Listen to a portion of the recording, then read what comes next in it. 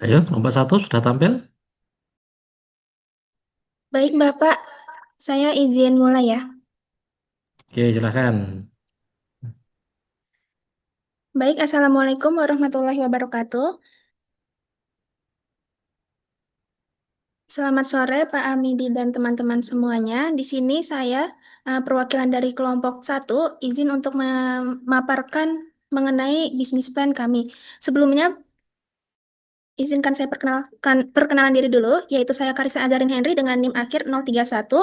Dan eh, ada beberapa teman kelompok saya seperti yang sudah terlampir di cover proposal bisnis kami. Jadi, proposal bisnis kami atau bisnis plan kami itu berjudul Jelajahin dengan slogan Klik, Lihat, Jelajahin. Jadi, sebelumnya saya izin memaparkan mengenai latar belakangnya terlebih dahulu. Bisa di next. Jadi, latar belakang eh, dari terbangunnya bisnis ini berasal dari permasalahan yang kami lihat yaitu di mana sektor pariwisata itu adalah penggerak utama ekonomi nasional yang menyumbang 7,4% terhadap PDB Indonesia dan menyerap lebih dari 19 juta tenaga kerja.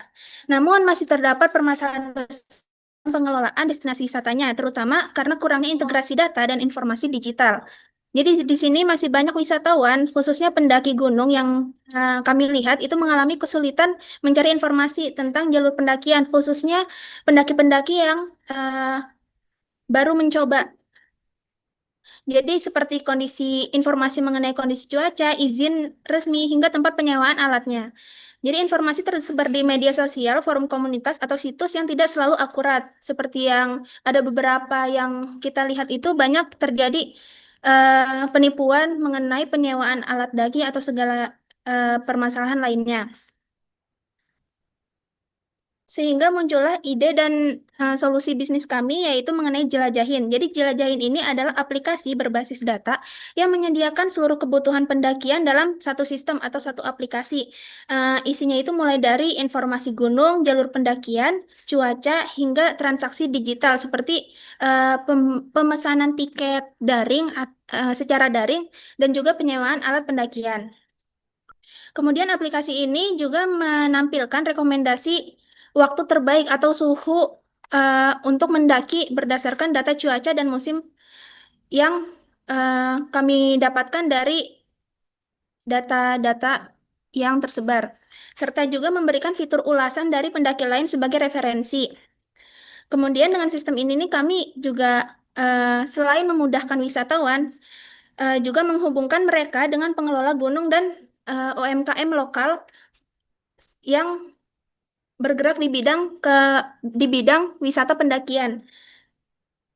Kemudian untuk tujuan dan manfaatnya, jadi tujuan utama dari aplikasi Jelajahin ini nih adalah untuk menciptakan solusi digital yang bermanfaat bagi tiga pihak, yaitu wisatawan, kemudian pelaku UMKM, dan juga pemerintah daerah. Kemudian manfaatnya itu yang pertama sebagai solusi untuk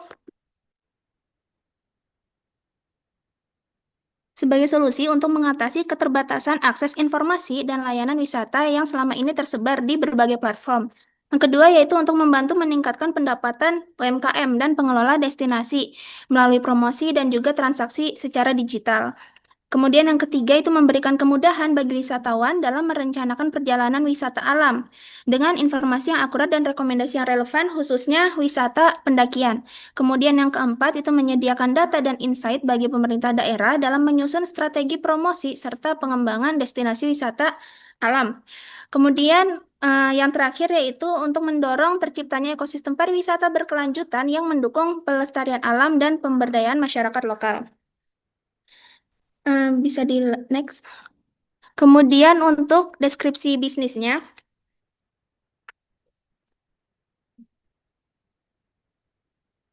jadi aplikasi Jelajahin ini merupakan platform digital berbasis data yang berfokus pada wisata pendakian gunung, khususnya di wilayah Jawa Tengah. Jadi kami saat ini masih berfokus di wilayah Provinsi Jawa Tengah. Aplikasi ini nih memudahkan pendaki untuk menemukan informasi lengkap tentang gunung, mulai dari lokasi, jalur pendakiannya, kemudian harga tiketnya, fasilitas, hingga ulasan dari pendaki lain mengenai gunung yang akan mereka tuju. Kemudian selain menjadi pusat informasi juga, Jelajahin ini juga menyediakan layanan pemesanan tiket pendakian secara daring untuk gunung-gunung yang sudah bekerja sama dengan bisnis kami, serta informasi penyewaan alat pendakian seperti tenda, peralatan masak, dan juga jasa pemandu lokal. Kemudian bisa agak balik dulu ke slide sebelumnya. Ya, jadi di sini ini Jelajahin menghubungkan tiga pihak utama seperti yang sudah saya jelaskan, yaitu pengelola gunung, UMKM lokal, dan platform Jelajahin itu sendiri, serta pendaki sebagai penggunanya.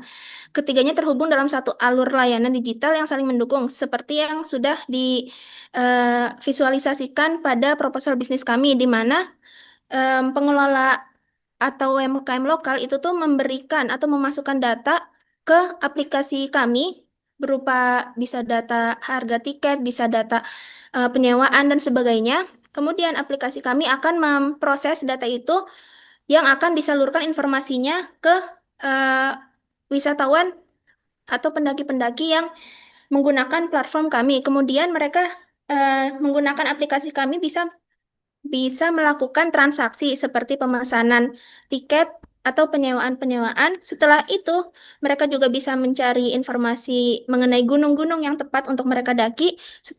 Kemudian di akhir mereka dapat memberikan ulasan terkait platform kami dan juga terkait gunung-gunung yang telah didaki. Yang dimana dari hasil ulasan itu dapat juga memberikan manfaat kembali untuk UMKM lokal. Mungkin bisa di next.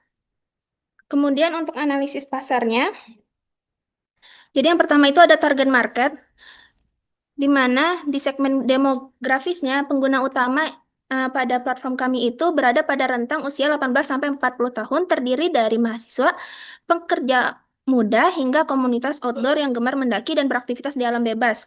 Kemudian untuk segmen geografisnya, itu fokus pengembangannya berada di Jawa Tengah pada awal. Ya, seperti Gunung Merbabu, Merapi, Prau, Sumbing, Sindoro, dan lainnya. Dan nanti akan meluas ke daerah lain di Indonesia. Kemudian untuk segmen psikografis dan perilakunya itu target pengguna memiliki gaya hidup aktif, petualang, dan mencintai alam, serta terbiasa mencari informasi pendakian melalui internet dan media sosial. Kemudian untuk analisis kompetitornya, di sini kami sudah membandingkan dengan beberapa aplikasi wisata yang sudah beredar di kalangan masyarakat, seperti Alltrice, kemudian WhatsApp dan Instagram, kemudian Traveloka, dan lainnya dengan aplikasi Jelajahin kami, di mana aplikasi kami ini eh, memiliki kelebihan dibandingkan dengan aplikasi-aplikasi lain, yaitu eh, terdapat informasi mengenai peta dan jalur hiking atau pendakian, kemudian terdapat komunitas aktif di dalamnya, lalu ada fitur transaksi dan promosi, kemudian informasi gunung dan rute, dan pemesanan atau sewa alat. Kemudian untuk strategi pemasaran dan distribusinya, di sini kami menggunakan metode funnel marketing yang dilakukan secara bertahap, dimulai dari membangun kesadaran masyarakat hingga menciptakan loyalitas pengguna. Jadi di metode funnel marketing ini nih terdapat awareness, interest, desire, dan action. Pada tahap awareness, kami melakukan kampanye media sosial dan SEO dengan beberapa tagar yang dapat melakukan branding untuk aplikasi kami. Kemudian pada tahap interest dilakukan dengan kolaborasi komunitas pendaki dan juga influencer yang berhubungan dengan pendakian. Kemudian di tahap action itu melakukan promosi tiket dan sistem referral untuk pengguna. Kemudian tahap loyalty itu difokuskan pada sistem poin dan testimoni pengguna. Kemudian untuk strategi distribusinya itu pertama ada distribusi digital, di mana aplikasi ini tersedia di Play Store serta berbentuk web. Kemudian untuk mendukung pembayarannya Itu bisa dilakukan pembayaran digital seperti QRIS, GoPay, Dana, dan OVO. Kemudian untuk distribusi produk dan layanan lokalnya, itu menyediakan sistem dropship atau pre-order bagi penyewaan alat dan perlengkapan. Mungkin bisa langsung ke prototipenya.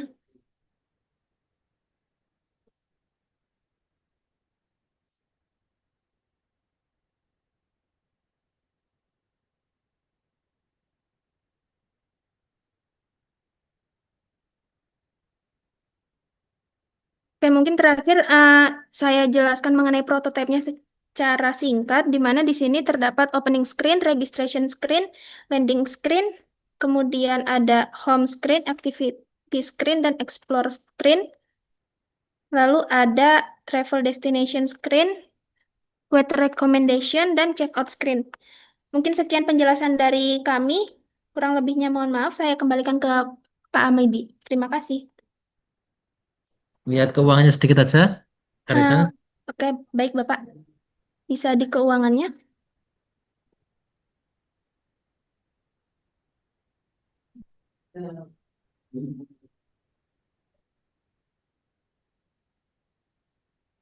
Oke, terus dikecilin sedikit. Hmm, Oke, mungkin di sini saya jelaskan secara singkat ya Bapak. Jadi pertama kami membuat keuangan itu di tahap MVP atau saat tahap paling awal pengembangan dan prototipenya itu dibutuhkan modal sebesar 3 juta. Kemudian untuk kebutuhan modal awal di mana ini sampai tahap peluncuran aplikasinya itu dibutuhkan modal yang cukup besar karena memang ini mengembangkan aplikasi dan meluncurkan aplikasi itu tuh modal awalnya atau estimasi biaya pengeluaran fixed cost-nya itu sebesar 120 juta dan biaya operasionalnya itu 35 juta. Bisa ke Itu bawah? tampil di sini nggak? Iya, kenapa Bapak? Nggak, maksud saya ini yang pengeluaran pembangunan sistemnya itu loh ya. Iya, Udah ditulis di sini. sudah Bapak. Gimana? Di bagian bisa ke atasan sedikit.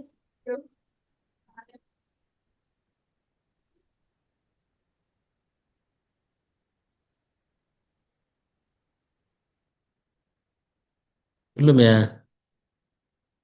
Kan ini kan membangun aplikasi kan berarti harus ada investasi di aplikasi toh, Karisa. Iya Bapak, ini sepertinya salah eh, share screen-nya. Kami ada proposal yang terbaru. Nah, artinya poin itu jangan sampai kita idenya sudah bagus ya Karisa ya, tapi menjadi tidak logis saat bicara anggaran gitu loh ya. Iya Jadi Bapak. bisa nggak apa-apa kan ini ide ya. Justru dengan ide yang lengkap, dengan pendekatan realitas ya, dengan harga pasar itu kan jadi proposalnya berbobot gitu loh. Ya, nanti kalau Mungkin sudah ada yang benar diperbaikilah ya. eh, kami sudah ada proposal Ada aslinya Pak. mana Mungkin coba dipresentasiin ya, izin share ya screen ulang. bagian keuangan aja ya. Iya. Nah, ini kan lebih masuk akal gitu loh ya. Eh, Ini harganya sudah kamu survei belum? Ini itu untuk pengembangan awalnya itu masih kami survei melalui Google, Pak. Jadi di Google ada Nah, beberapa estimasi nah, harga terkait peluncuran aplikasinya, kisaran yang seperti sudah dilampirkan di proposal kami, Pak. ya yang penting itu nanti mendekati realita ya untuk Iya, Pak. prediksi kebutuhan awalnya. Oke, bagus. Terima kasih kelompok satu. Boleh dilanjut kelompok dua. Baik, terima kasih, Bapak. Ya,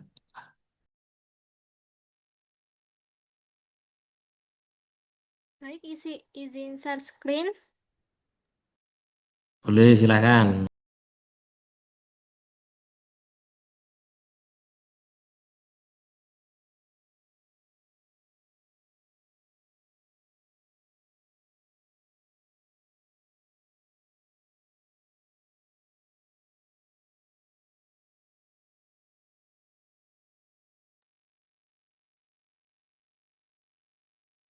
Assalamualaikum warahmatullahi wabarakatuh.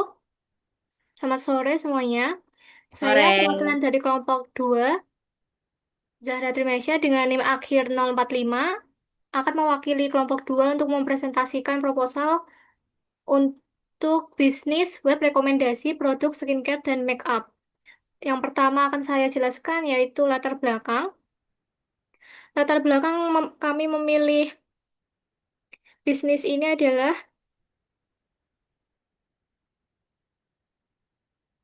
baik karena banyaknya orang yang salah memilih skincare karena tidak memahami tipe kulit dan kandungan bahan. Padahal industri kecantikan terus berkembang pesat dan konsumen semakin bergantung pada internet untuk mencari rekomendasi produk. Melihat peluang tersebut, kami ingin menghadirkan solusi berupa website, rekomendasi skincare dan make up yang memberikan saran secara personal berdasarkan data dan preferensi pengguna. Tujuan kami adalah meningkatkan literasi konsumen, mempermudah pengambilan keputusan, dan mendukung pertumbuhan produk lokal. Untuk manfaatnya tidak hanya akan dirasakan oleh pengguna, tetapi juga akan dirasakan oleh UMKM, brand lokal, dan peneliti. Selanjutnya, analisis dan deskripsi bisnis. Bisnis kami berbentuk platform web yang memiliki dua fitur utama. Yang pertama ada diagnosis kulit, yaitu untuk yang dapat digunakan dengan pengguna mengisi kuesioner singkat untuk mengenali tipe kulit, alergi, dan preferensi bahan. Yang kedua ada daftar produk yang dapat berjalan dengan sistem menampilkan rekomendasi produk yang sesuai, lengkap, dengan penjelasan alasan kecocokan. Target pasar kami adalah untuk pengguna berusia 18 hingga 40 tahun, terutama pelajar, pekerja muda, dan wanita perkotaan dengan kehidupan yang sibuk. Yang kedua, ada pengguna aktif media sosial dan marketplace yang terbiasa mencari rekomendasi skincare secara daring.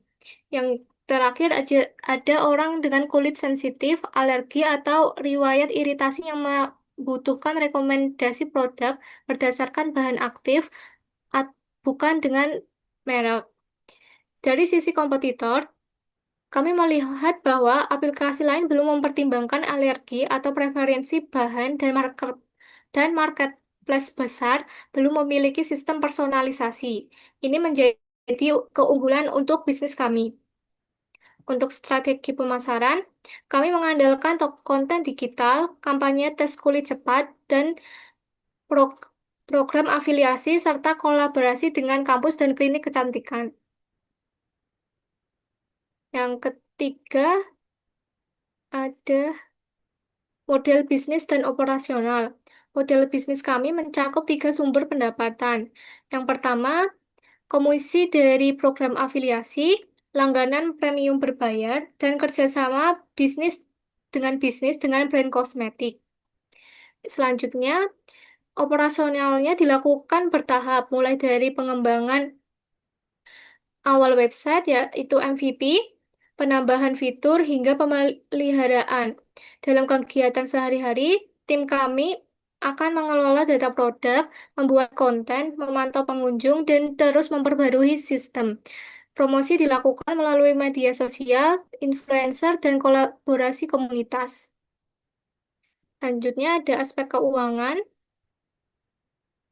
Kebutuhan modal awal sekitar 138 juta, mencakup biaya pengembangan website, server, keamanan, kurasi data, dan operasional tahun pertama. Proyeksi keuangan menunjukkan bahwa bisnis yang kami jalankan masih rugi 19 juta. Untuk tahun kedua untung sekitar 198 dan tahun ketiga keuntungan bisa mencapai 489 juta. Selanjutnya ada arus kas menunjukkan tren positif yang terus naik dan analisis kelayakan juga menunjukkan nilai yang positif. Baik, ini yang dapat kami sampaikan. Ini sudah lumayan bagus ya, pakai detail ya. Tapi teman-teman bisa menceritakan bagian penganggaran ini.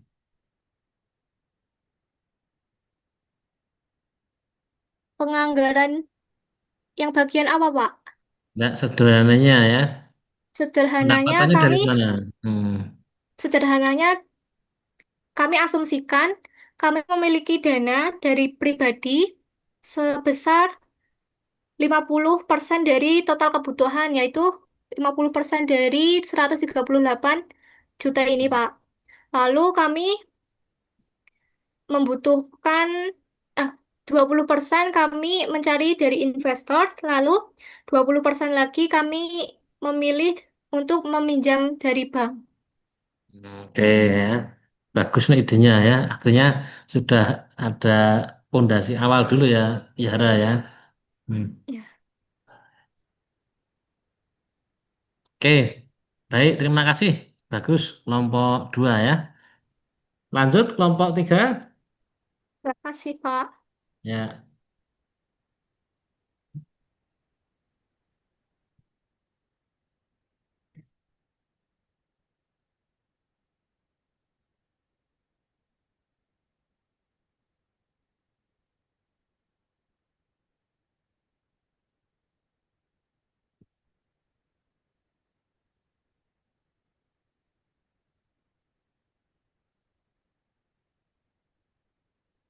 Baik, selamat sore. Terima kasih untuk waktunya, Pak Hamidi.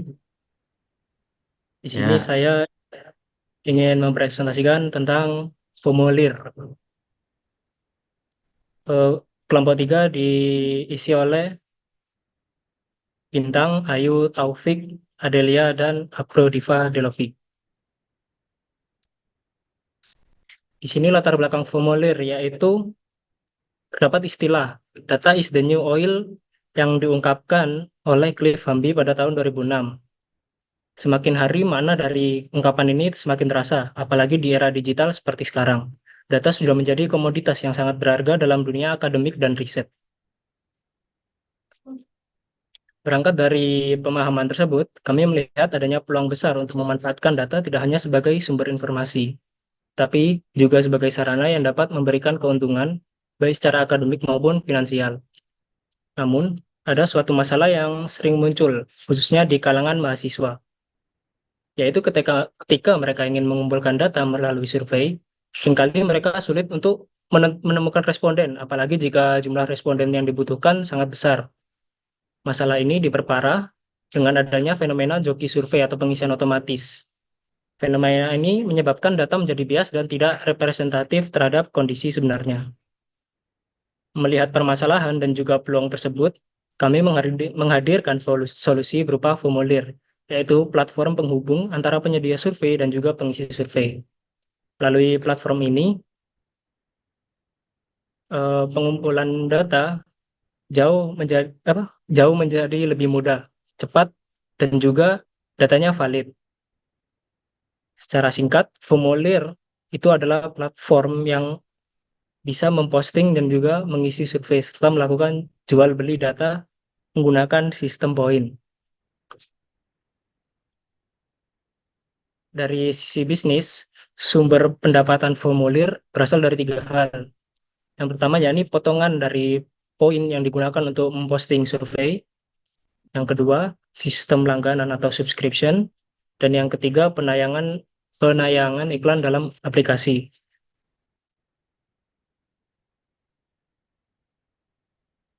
Yang membuat formulir berbeda dengan platform lain kebanyakan, yaitu penerapan artificial intelligence. Kami menggunakan AI untuk memvalidasi dan juga menganalisis data, sehingga data yang dihasilkan melalui formulir dapat diuji keakuratannya. Untuk BMC formulir sendiri, key partner kita yaitu Civitas Academica yang merupakan segmentasi utama dan masyarakat secara umum, lembaga riset, influencer kampus, UKM, cloud service, penyedia layanan pembayaran, media sosial, sponsor, lokal, brand mahasiswa. Untuk key activity, yaitu kita menyediakan platform yang dimana terjadi pemostingan, pengisian, dan juga manajemen kuesioner, automasi dalam validasi dan analisis data, menyediakan platform jual beli data yang sudah terverifikasi, dan juga menyediakan layanan transaksi yang aman.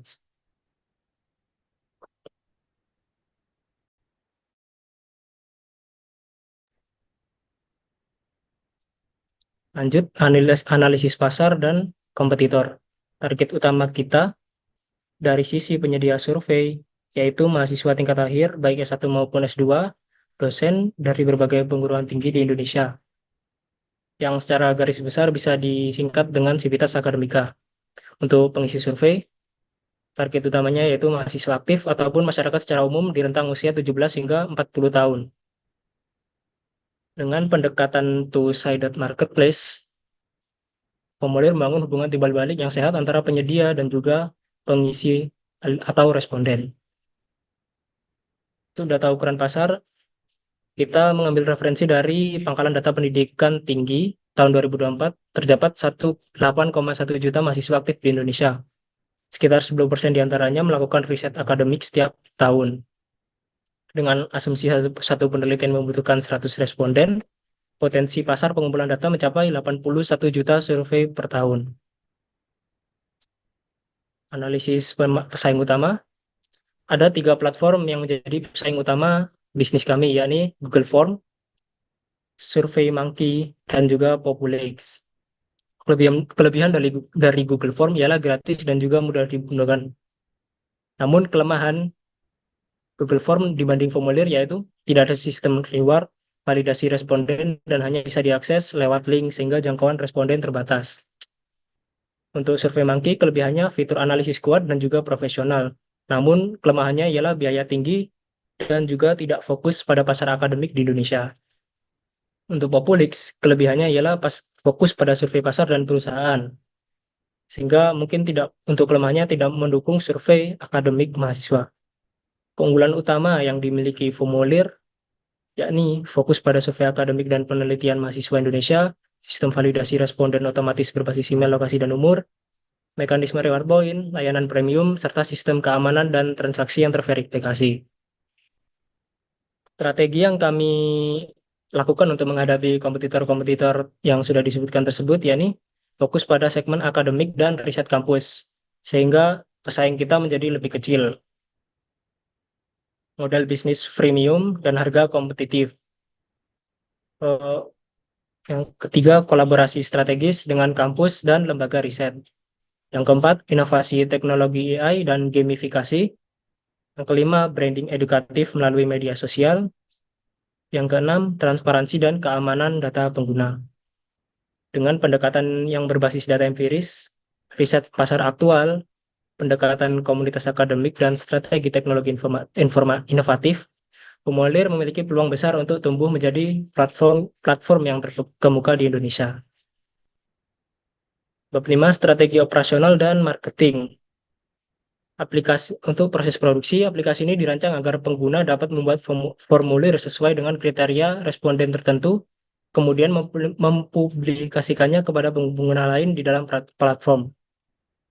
Selain itu, formulir juga menyediakan fitur tambahan berupa analisis dan validasi data otomatis berbasis AI. Untuk rencana distribusi dan operasional harian, formulir dijalankan oleh tim inti yang terdiri dari 4 peran utama, yakni CEO, developer, desainer, finance, dan marketing. CEO berperan sebagai pengarah utama yang bertanggung jawab untuk pengambilan keputusan strategis. Developer bertanggung jawab terhadap pengembangan pemeliharaan.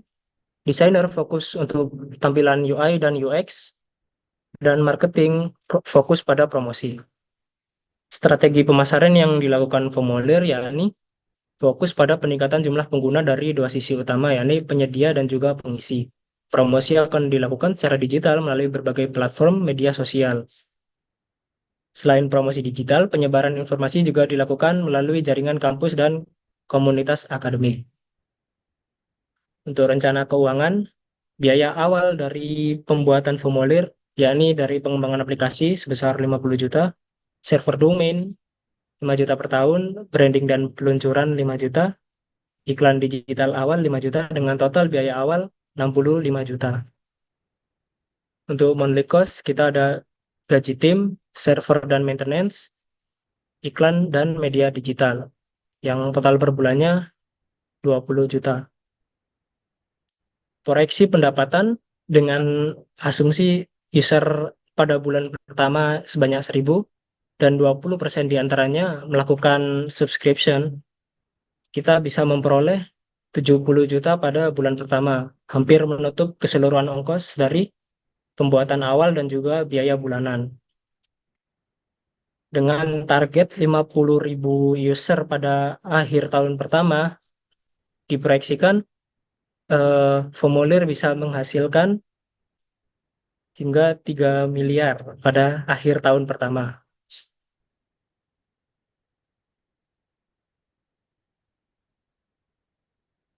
Kesimpulannya, rencana keuangan menunjukkan bahwa bisnis ini memiliki potensi profitabilitas yang sangat tinggi dengan model berbasis aplikasi digital dan biaya awal yang relatif kecil.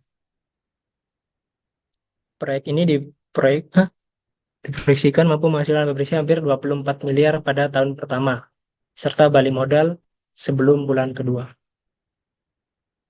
Mungkin sekian presentasi dari bisnis formulir. Ya, ya, sudah baik, cuman prediksinya kok terlalu singkat ya. 2 bulan sudah balik. Ini tapi sudah hitung bener ya, kelompok 3 ya. Iya, Coba Pak. lihat tadi. Titik impasnya kapan? Di bulan kedua, Pak. Itu Bulan dengan kedua. asumsi usernya 1.000 pada bulan pertama dan juga 20% melakukan subscription. Oke. Artinya logis ya untuk dipraktekkan ya.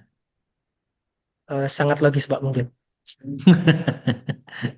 Tapi bagus ya di kelompok 3 ini sudah ada analisis kompetitor tadi ya plus minusnya di mana sehingga nampak betul apa namanya tadi bisnis namanya apa? Formulir. Formulir, Pak. Nah, formulir Formulir. ini nah, formulir ini posisinya di mana gitu loh ya. Nah, ini nanti mungkin kelompok-kelompok yang belum ada tampilkan itu ya. Tidak hanya analisis data terkait dengan kebutuhan bisnis ini tapi juga posisi ya, posisi bisnis ini dengan pesaing-pesaing yang lain seperti apa.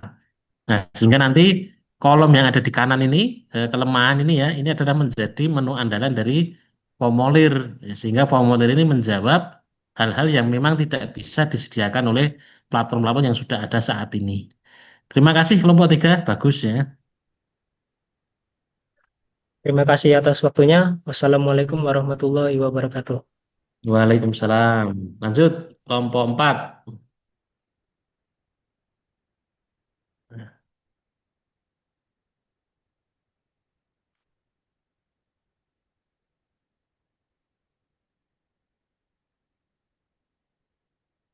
Sudah nampak kelompok 4, silahkan. Ya, sebelumnya, Assalamualaikum warahmatullahi wabarakatuh. Selamat siang untuk Pak Adi dan juga teman-teman semua. Di sini saya akan mempresentasikan hasil dari ide bisnis kelompok kami, yaitu kelompok 4, dengan mengambil ide yaitu fraud AI.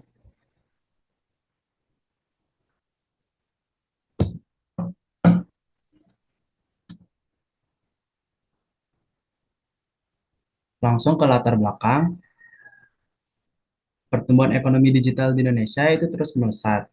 Pada tahun 2025, tercatat sekitar 58.000 kasus penipuan transaksi digital terjadi, dengan total kerugian mencapai 1 triliun rupiah.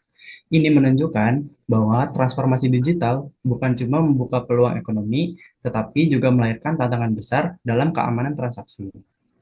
Beberapa bank besar seperti BCA sudah memakai AI untuk mendeteksi fraud secara real-time. Tetapi solusi seperti ini masih sulit dijangkau oleh pelaku usaha kecil. Akibatnya, jutaan UMKM tetap berada dalam posisi rentan.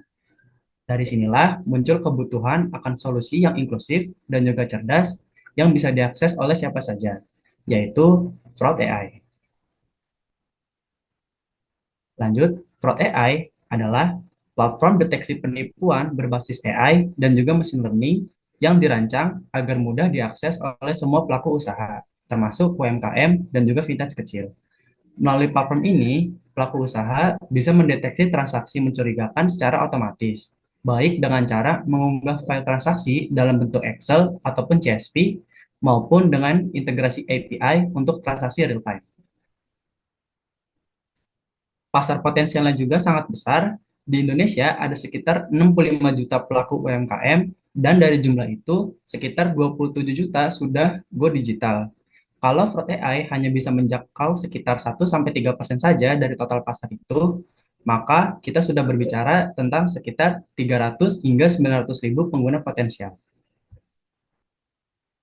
Setelah melihat dari seberapa besar kebutuhan dan juga peluang pasar yang ada, tentu muncul pertanyaan, apa sih yang membuat solusi kami berbeda dari yang lain? Maka masuk ke bagian keunggulan pasar. Fraud AI hadir dengan keunggulan kompetitif yang membedakannya dari solusi global seperti AWS Fraud Detector. Kalau AWS berfokus pada perusahaan besar dengan biaya implementasi yang tinggi dan juga membutuhkan tim teknisi khusus, maka Fraud AI justru dirancang inklusif, dapat diakses oleh UMKM hingga vintage kecil tanpa perlu infrastruktur yang rumit.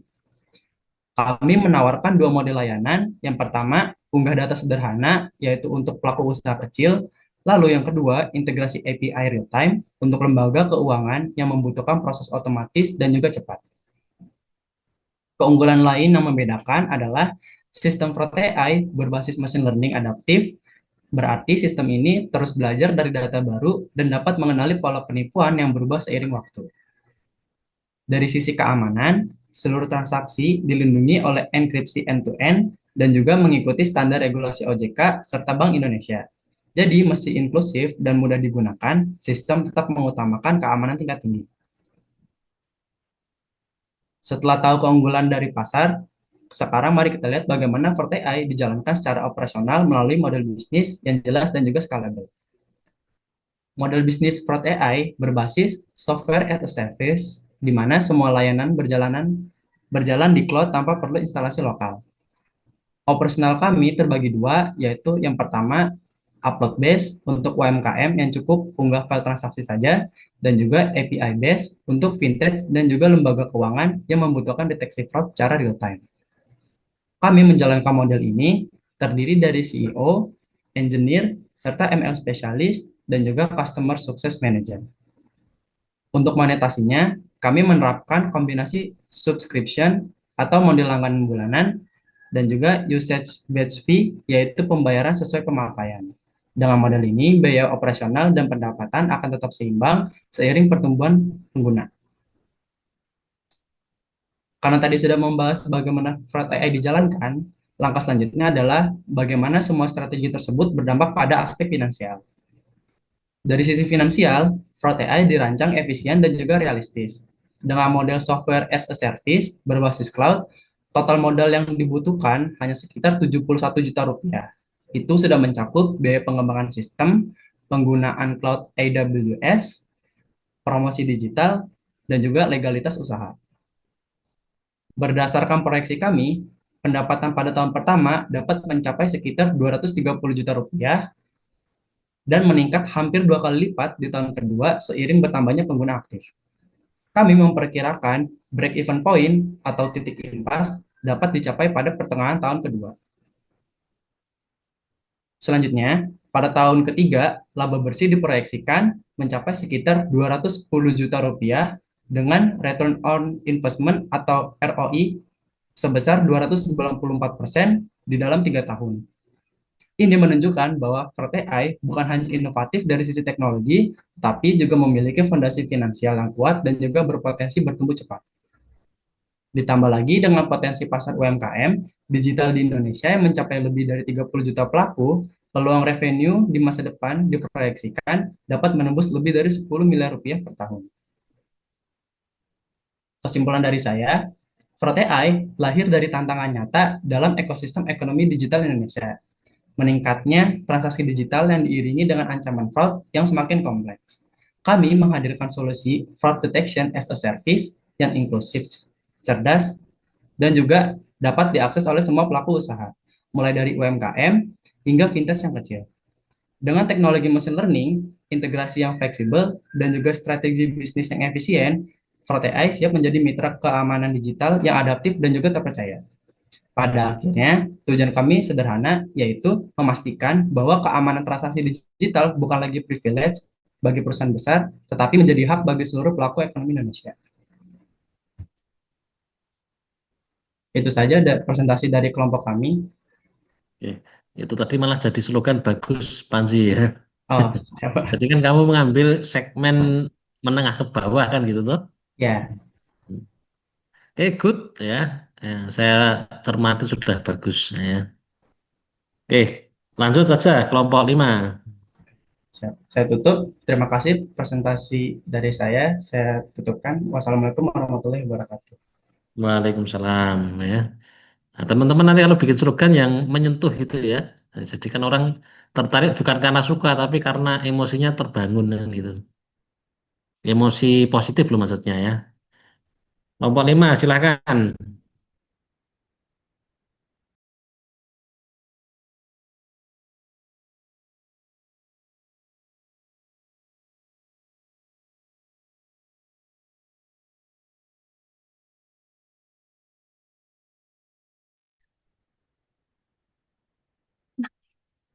Baik, saya izin share screen.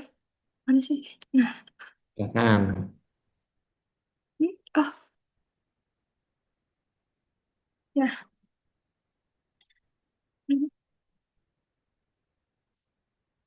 Sebelumnya, perkenalkan kami dari kelompok 5 yang beranggotakan saya, Aina Muhammadiyah. Saya Aisyah Kurnia Fitri. Kemudian ada Dimas Pasha Afrilian, Alis Delika, dan Abdullah Azam. Kami membuat sebuah inovasi dalam bidang mobilitas perkotaan yaitu EcoRoute Plus. Secara singkat, EcoRoute Plus adalah aplikasi navigasi yang membantu pengguna tiba lebih cepat di tujuan sekaligus mengurangi emisi karbon. Kami menghadirkan fitur-fitur unggulan seperti rute eco untuk pilihan berkendara rendah emisi, carbon meter untuk memantau jejak karbon, dan sistem green credit yang memberikan insentif bagi pengguna yang memilih rute ramah lingkungan. Data pengguna dijamin aman dengan prinsip privacy by design. Selain membantu pengguna individu, data agregat e-Road Plus juga bermanfaat bagi pemerintah kota untuk analisis kemacetan dan kualitas udara. Hal ini mendukung agenda sustainable transport dan smart cities. Selanjutnya, untuk latar belakang kami memilih ini adalah kami mendasarkan oleh masalah nyata, yaitu kemacetan parah dan polusi udara di metropolitan Indonesia, seperti Jakarta, yang menurut Bappenas tahun 2021 menyebabkan kerugian ekonomi lebih dari 100 triliun per tahun. Situasi ini diperburuk oleh perubahan iklim dan belum optimalnya sistem navigasi yang ada dalam mengintegrasikan aspek keberlanjutan. Pemerintah sudah mendorong kendaraan listrik, namun sistem navigasi yang efisien energi masih terbatas. EcoRoute Plus hadir sebagai solusi dengan teknologi machine learning dan pemetaan cerdas untuk memprediksi lalu lintas, merekomendasikan rute rendah emisi, dan memberi insentif lewat green credit, mendukung mobilitas cerdas dan rendah karbon. Manfaatnya pun multidimensi bagi pengguna dan penghematan waktu dan biaya bagi bisnis. Tersedia alat monitoring efisiensi, dan bagi pemerintah, kami menyediakan data agregat untuk perencanaan kebijakan transportasi yang lebih hijau.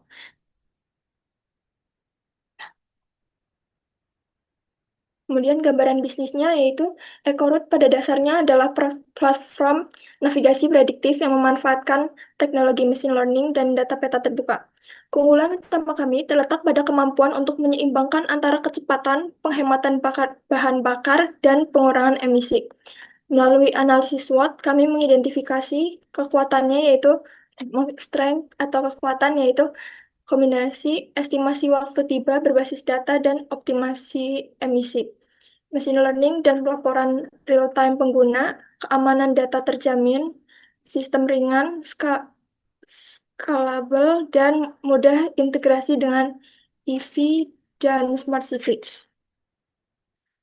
Kelemahannya sangat membutuhkan data real-time dan partisipasi pengguna, biaya komputasi tinggi pada tahap awal, integrasi lintas lembaga cukup kompleks, antar muka juga perlu disesuaikan untuk perangkat spesifikasi rendah. Kemudian peluangnya yaitu tren smart city dan transportasi rendah emisi meningkat, dukungan kebijakan EV dan pengurangan karbon, pasar luas berkat peningkatan pengguna smartphone, dan potensi ekspansi ke Asia Tenggara dan kolaborasi publik swasta. Ancamannya itu persaingan ketat dari Google Maps dan Waze, keterbatasan data real-time di beberapa wilayah, risiko keamanan siber dan privasi digital, serta ketidakpastian kebijakan dan biaya infrastruktur digital. Kemudian, Eko, kemudian analisis kompetensi dan peluang usahanya, EcoRoot Plus unggul dalam machine learning, analisis spasial, dan pemrosesan data lalu lintas real-time. Pemanfaatan OneStreetMap dan ETA prediktif memberi keunggulan efisiensi dan rendah emisi, serta sesuai regulasi undang-undang. Peluang besar hadir dari tren transportasi hijau, EV, dan smart city. Dengan model bisnis freemium dan B2B subscription, EcoRoute Plus berpotensi menjadi platform navigasi berkelanjutan unggulan di Indonesia dan Asia Tenggara. Selanjutnya, untuk perencanaan pemasaran dan keuangan, aspek mekanisme produksi. Produksi EcoRoute Plus mencakup yang pertama integrasi data dari OpenStreetMap dan data lalu lintas real-time. Yang kedua ada model AI, yaitu prediksi ETA dan rute hemat energi. Yang ketiga, UI UX antarmuka ramah dan responsif di semua perangkat. Yang keempat, back-end cloud berbasis fast API dan PostGIS, cepat dan scalable. Selanjutnya, keamanan data, prinsip privacy by design. Selanjutnya, uji coba dan validasi, memastikan performa, efisiensi, dan dampak lingkungan sebelum peluncuran. Selanjutnya, untuk struktur perusahaan EcoRoute Plus dirancang efisien dan adaptif untuk mendukung pengembangan teknologi, operasional bisnis, dan kemitraan strategis. Di puncak organisasi, CEO memimpin arah strategis menuju transportasi berkelanjutan. Selanjutnya, 4 divisi utama menopang operasi perusahaan, yaitu CTO Office, COO Office, CMO Office, dan CFO Office. Selanjutnya ada rencana strategi pemasaran. Nama bisnis digital kami adalah EcoRoute Plus dengan tagline navigasi cerdas, jalan lebih hijau. Kemudian analisis 4P, yang pertama ada produk, analisis navigasi berbasis AI yang menawarkan rute tercepat dan rute eco atau rendah emisi. Carbon meter untuk lacak jejak karbon, sistem green credit sebagai insentif, pelaporan one tap untuk kondisi jalan, tersedia dalam model freemium, yaitu dasar, dan premium atau B2B fitur lengkap. Kemudian yang kedua ada price atau harga, premium individual, yaitu 12.000 per bulan atau 100.000 per tahun, paket B2B 400 per bulan untuk 10 pengemudi. Model harga dirancang terjangkau untuk menarik baik pengguna perorangan maupun korporasi. Yang ketiga ada place atau tempat atau distribusi. Tersedia untuk diunduh melalui Google Play Store dan Apple App Store. Untuk segmen B2B, distribusi melalui kemitraan langsung dengan perusahaan logistik, transportasi online, dan instansi pemerintah. Yang keempat ada promotion atau promosi dengan cara kampanye media sosial, bisa Instagram, TikTok, Twitter, dengan konten edukasi lingkungan. Dan berkolaborasi dengan influencer hijau dan komunitas transportasi. Kemudian ada program pilot project gratis dengan pemerintah daerah dan UMKM logistik dan iklan berbayar. Kemudian target pasarnya yaitu pengendara harian, pengguna kendaraan pribadi, dan pengemudi transportasi online. Dan target pasar dari secara geografi, wilayah urban seperti Jabodetabek, Surabaya, Bandung, Medan. Secara psikografik yaitu peduli lingkungan, melek teknologi, ingin menghemat waktu dan biaya transportasi. Selanjutnya ada strategi promosi digital. Yang pertama, iklan berbayar melalui Google Ads, iklan di media sosial. Kemudian kedua, media sosial dengan konten harian di Instagram atau TikTok. Selanjutnya ada influencer, dan keempat ada konten edukasi. Rencana pemasaran ini dirancang untuk membangun awareness, mendorong adopsi, dan menciptakan komunitas pengguna yang peduli terhadap mobilitas berkelanjutan. Setelah itu, kami akan me- memberikan menampilkan prototipenya.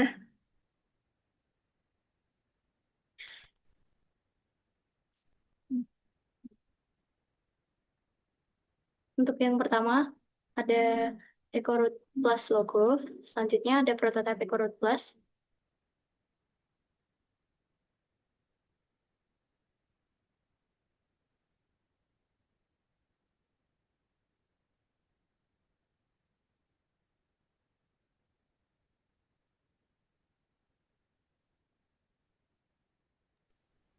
Ini baru atau sudah ada terus saudara kembangkan begitu? Baru, Bapak.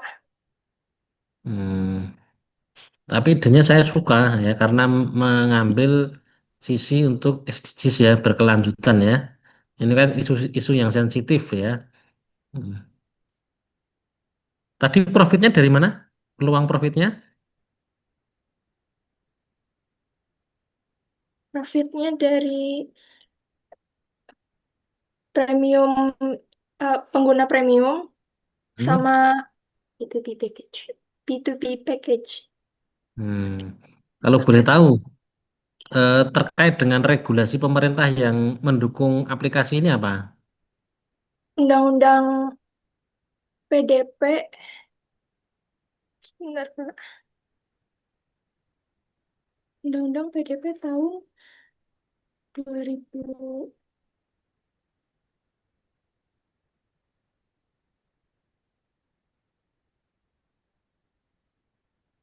Tapi udah masuk di proposal tadi ya?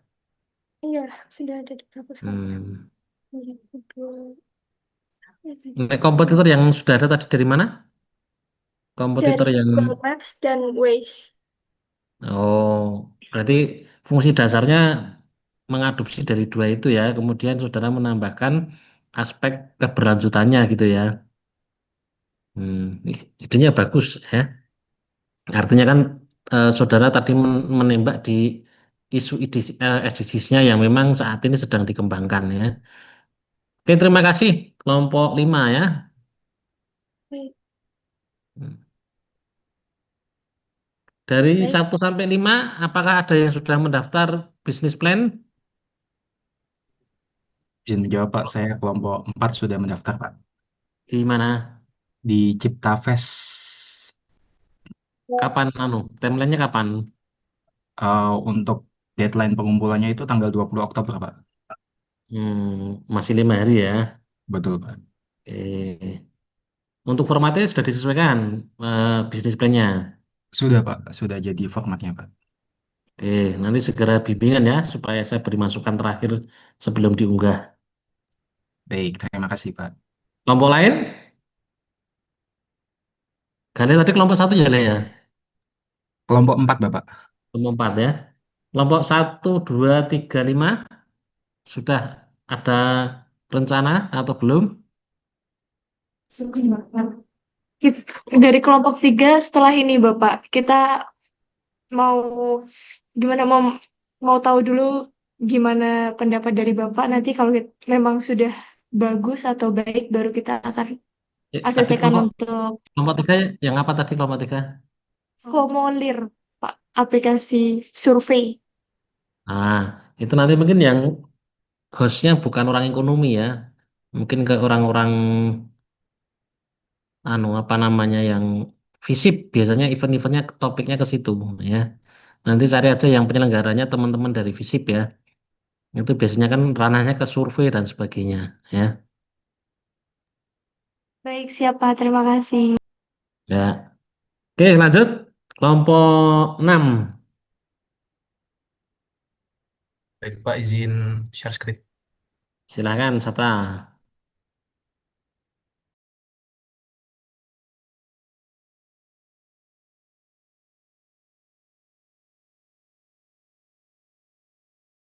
Apakah sudah terlihat, Pak? Sudah, silahkan.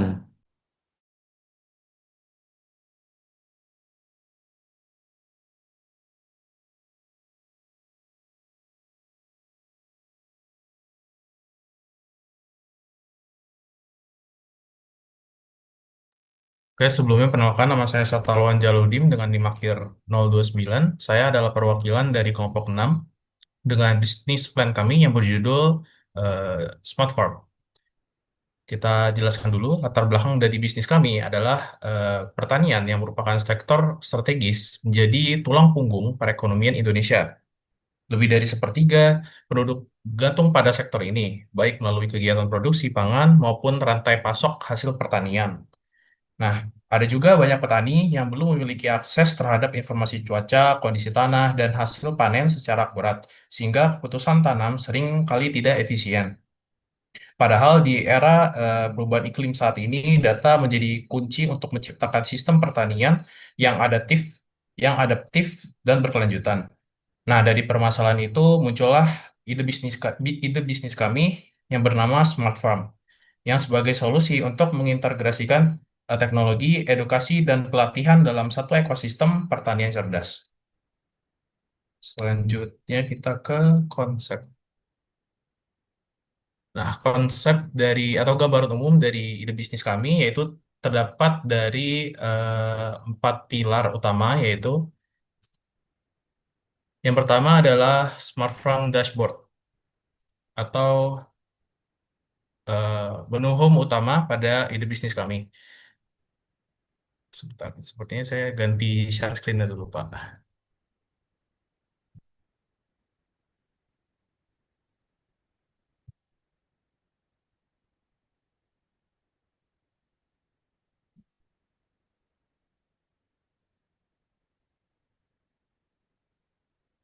Nanti saja kalau gitu. Eh, Nah, pada menu Smart Farm Dashboard ini yaitu adalah isi dari utama atau inti utama dari ide bisnis kami yang berisi seperti informasi-informasi umum yang kami integrasikan dengan data dari API, data eksternal seperti dari BMKG atau BPS. Nah, yang kedua yaitu ada eh, data farm atau analisis lanjut dari Smart Smart Farm Dashboard, yaitu adalah analisis lanjut dari dashboard kami untuk mengetahui pengguna Smart Farm tentang analisis lanjut pertanian mereka. Yang ketiga yaitu ada Edu Farm atau edukasi digital yang berisi edukasi seperti berita terkini, tips-tips and trik bertani,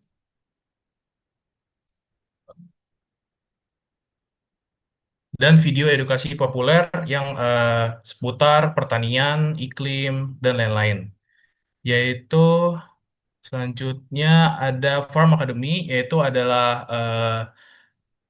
pelatihan dan kolaborasi dari wadah pelatihan praktis yang menjadi mempertemukan petani, akademis, dan praktisi agribisnis melalui webinar, workshop, serta pelatihan langsung di lapangan. Selanjutnya, untuk tekniknya,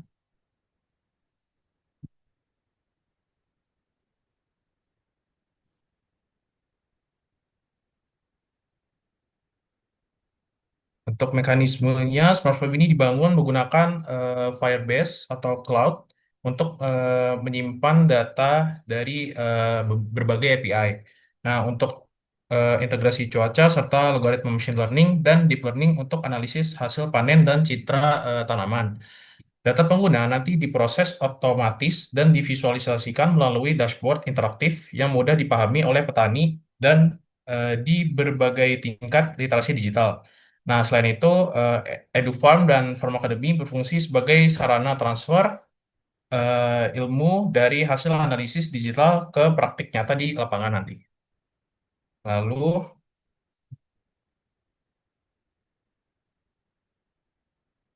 untuk analisis keuangan saja langsung pemasaran dulu.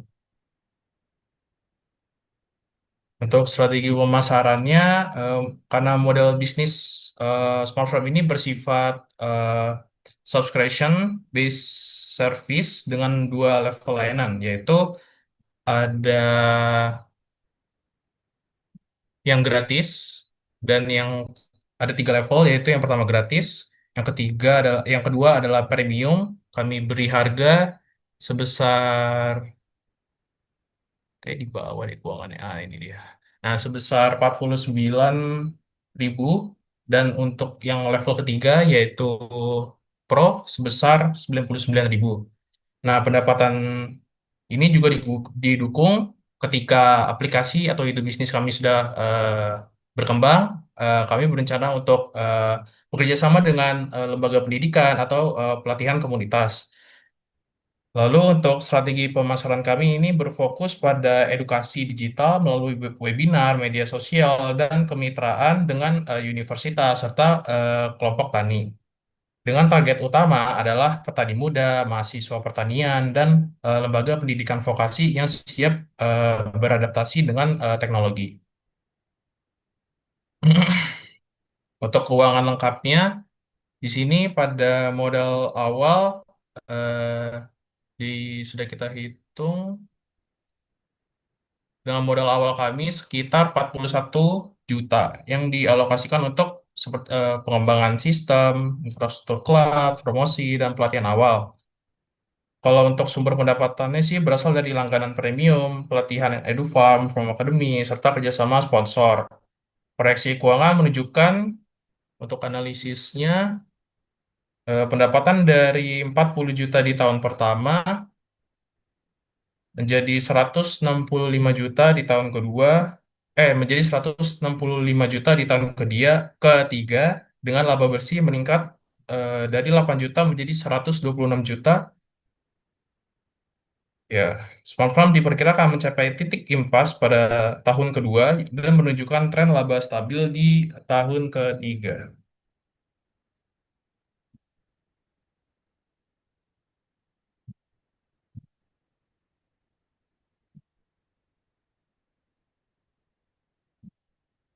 Mungkin saya akan menampilkan beberapa prototipenya. Ini kelihatan ya, Pak, Masih di prototipenya. penutup. Prototipe saja, oke.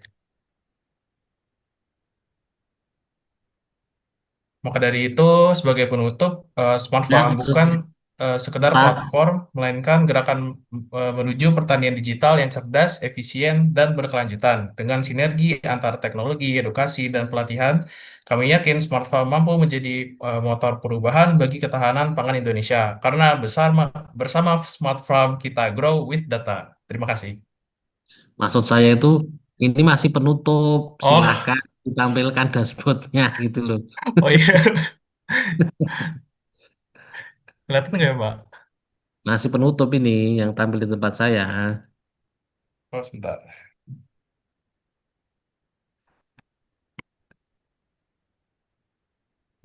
Gimana, Pak? Belum tampil, katanya tadi mau menampilkan contoh prototipenya. Kelihatan nggak ya, Pak? Ini prototipenya. Belum, di tempat saya masih. Oh, belum. Sebentar. Mm. Akhirnya Mas Hatta. Nanti saya Sorry, bilang jarang penutup, ditutup lagi. jarang pakai Zoom. dia. Ini, Pak, kelihatan belum? Nah, oke, ini baru kelihatan. Nah, ini prototipenya yang kita jual di smartphone itu ada 4 menu utama, yaitu ada dashboard. Ini berisi informasi-informasi umum seperti cuaca hari ini, dari eh, Ini tempat narik, narik sawahnya. datanya dari geolocation ya. Iya, Pak. Untuk rencana ke depannya nanti seperti itu, Pak. Dari citra satelit, dan ini untuk data umumnya berisi cuaca, ada kualitas tanah, prediksi, dan panennya kapan gitu.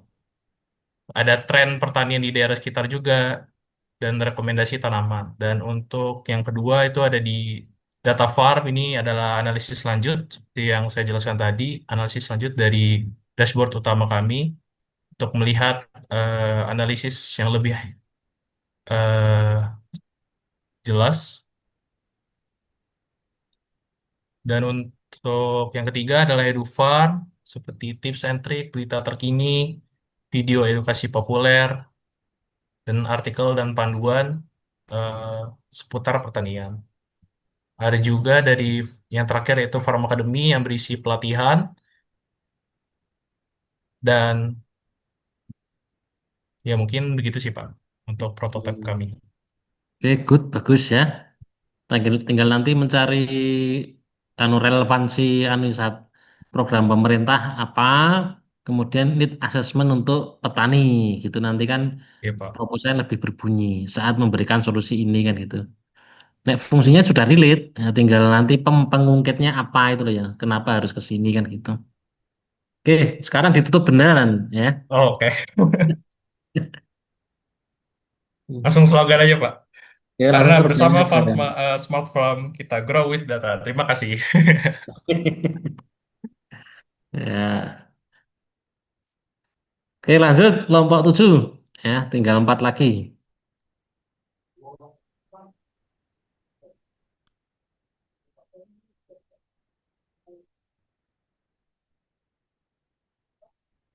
Baik, apakah sudah terlihat? Oke, sudah. Silakan. Oke.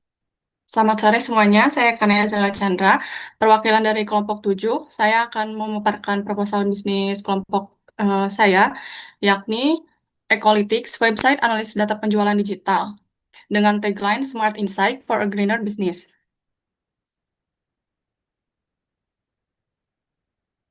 Oke, untuk latar belakang, di sini Ecolytics dibuat berdasarkan karena UMKM ini memiliki keresahan terhadap analisis data. Menurut data dari McKinsey and Company pada tahun 2022, bisnis yang menerapkan analisis data bisa meningkatkan profit hingga 30-50%. Masalahnya, banyak UMKM bahkan belum familiar dengan Excel atau aplikasi analitik yang rumit. Inilah yang mendorong kelompok kami untuk menciptakan Ecolytics, sebuah solusi sederhana untuk membantu UMKM memahami datanya tanpa perlu keahlian teknis.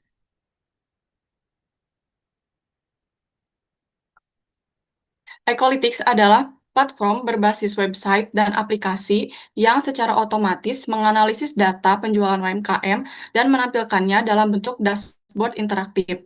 UMKM hanya perlu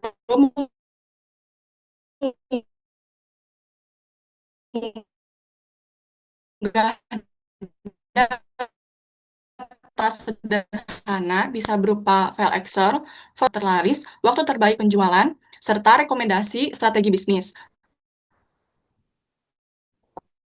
Keunggulan utamanya terletak pada fitur Green Insight, yaitu sistem yang membantu UMKM bisa tumbuh lebih hemat sekaligus lebih ramah lingkungan. Alasan kami memilih ide ini karena rendahnya literasi data di kalangan UMKM. Ecolytics hadir untuk menjembatani gap tersebut antara teknologi data dengan pemberdayaan ekonomi lokal.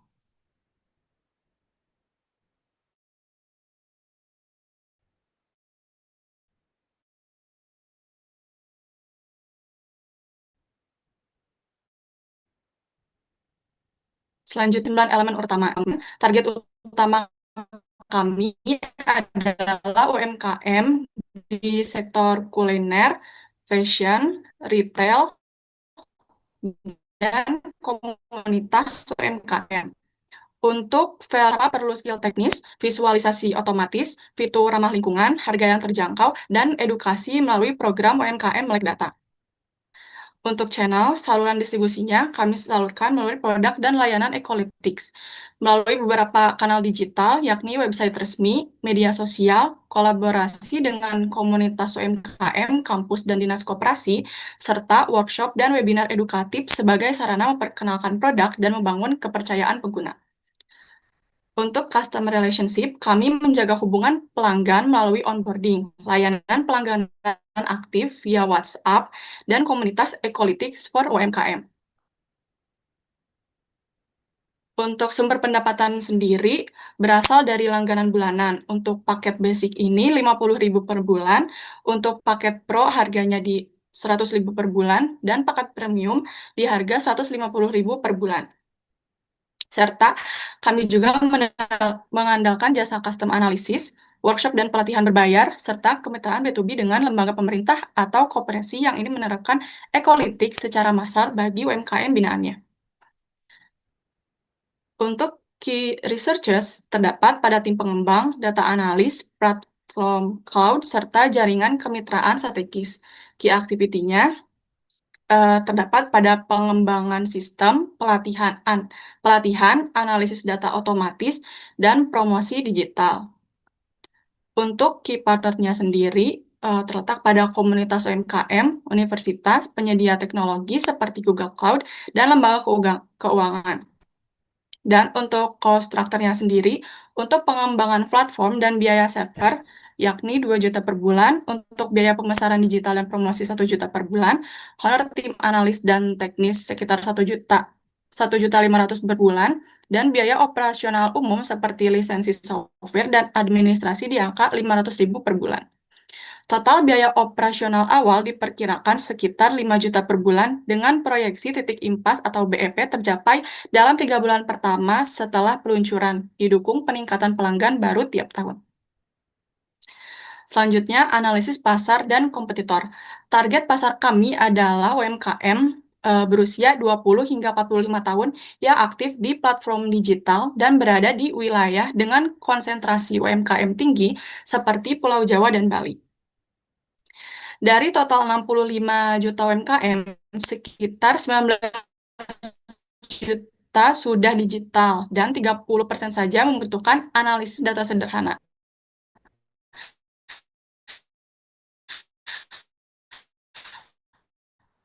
Potensi pasar sendiri ada buku warung, Majo, dan Mekari Jurnal, tetapi semuanya ini hanya berfokus pada pembukuan keuangan, bukan analisis penjualan. Ecolytics ini memiliki perbedaan dari ketiga tersebut karena menonjolkan dashboard yang otomatis dan green insight, dua hal yang belum ditawarkan kompetitor-kompetitor tadi. Kemudian untuk strateginya, yakni dengan cara strategi diferensiasi nilai, edukasi pasar lewat pelatihan UMKM Melek Data, harga yang terjangkau, serta kolaborasi ekosistem dengan pemerintah, kampus, dan komunitas bisnis. Selanjutnya, untuk strategi operasional dan marketing, secara operasional, Ecolytics ini berfokus pada pengembangan software, integrasi data, dan layanan pelanggan digital. Proses utamanya meliputi pengembangan sistem, pengumpulan data melalui upload file, foto nota, dan integrasi marketplace. Kemudian, analisis otomatis dan visualisasi dashboard, serta pemeliharaan sistem dan pembaruan fitur. Untuk rencana distribusinya sendiri akan dilakukan melalui website ecolytics.id dan aplikasi mobile pada tahap pengembangan. Operasional hariannya sendiri mencakup monitoring server, pelayanan pelanggan, promosi digital, dan pelatihan bulanan bagi UMKM.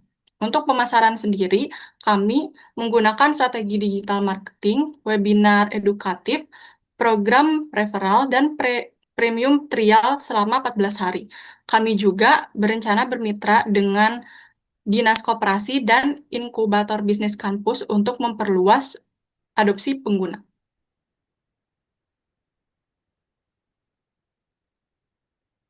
Kemudian untuk rencana tahap pengembangan jangka pendek dan jangka menengah. Untuk tahap 1 yakni implementasi awal di periode 0 sampai 6 bulan. Kemudian untuk tahap 2 itu ekspansi regional dari 6 sampai 12 bulan, dan tahap 3 yaitu pengembangan aplikasi dan AI Insight di tahun kedua. Untuk rencana keuangannya sendiri, disusun untuk 1 tahun pertama dengan modal awal sekitar 13 juta untuk pengembangan platform dan legalitas. Biaya operasionalnya itu 48 juta per tahun, dengan pendapatan diproyeksikan akan mencapai angka 76 juta per tahun dari langganan dan pelatihan, dan laba bersih sekitar 28 juta. Kemudian dari hasil perhitungan BEP tercapai saat memiliki 84 pelanggan aktif dan diperkirakan diperkirakan tercapai pada bulan keempat setelah peluncuran, sementara ROI-nya ini sebesar 46%, yang menunjukkan potensi bahwa bisnis Ecolytics ini sangat layak dan berprospek tinggi. Kemudian untuk penutup, melalui Ecolytics perusahaan besar, tapi juga untuk UMKM lokal yang ingin naik kelas. Platform ini tidak hanya membantu memahami penjualan, tetapi juga mengajarkan literasi data dan mendorong praktik bisnis berkelanjutan melalui fitur Green Insight. Kami percaya bahwa Ecolytics bisa menjadi katalis transformasi digital yang memperkuat ekonomi berbasis data dan berkontribusi pada keberlanjutan lingkungan. Sebagaimana moto kami, yaitu dari data menuju keberlanjutan, langkah kecil bagi UMKM, lompatan besar bagi masa depan ekonomi Indonesia.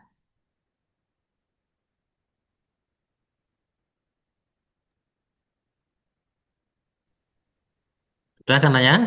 Sudah, Pak. Prototipnya ada enggak? Prototip? Prototipenya belum selesai, Pak. Oke. Good ya. Sini semakin ke sini semakin bagus-bagus ya. Tinggal penampilan bisnis plan-nya aja yang mungkin dirapikan supaya lebih menarik. Oke, terima kasih kelompok 7 ya. Ini karena sudah mau jam 5, untuk 3 kelompok kita presentasikan Rebu depan ya. Supaya nanti cukup waktu ya. Oke, terima kasih teman-teman. Bagi yang sudah presentasi silakan bisnis plan-nya dikirim ke grup ya supaya nanti Pak Amiti bisa memberikan penilaian lanjutan ya sehingga nanti mudah-mudahan saya bisa mendapatkan poin-poin yang sudah menjadi unggulan dari masing-masing kelompok ya. Dan saya mohon maaf kelompok 8, 9, 10 nanti kita lanjutkan Rebu depan di D10 lantai 2 ya. Saya kira sementara hari ini cukup. Terima kasih atas perhatiannya. Saya tutup. Assalamualaikum warahmatullahi wabarakatuh. Terima kasih, Pak. Waalaikumsalam. Nah, Terima terima kasih, kasih Pak. kembali.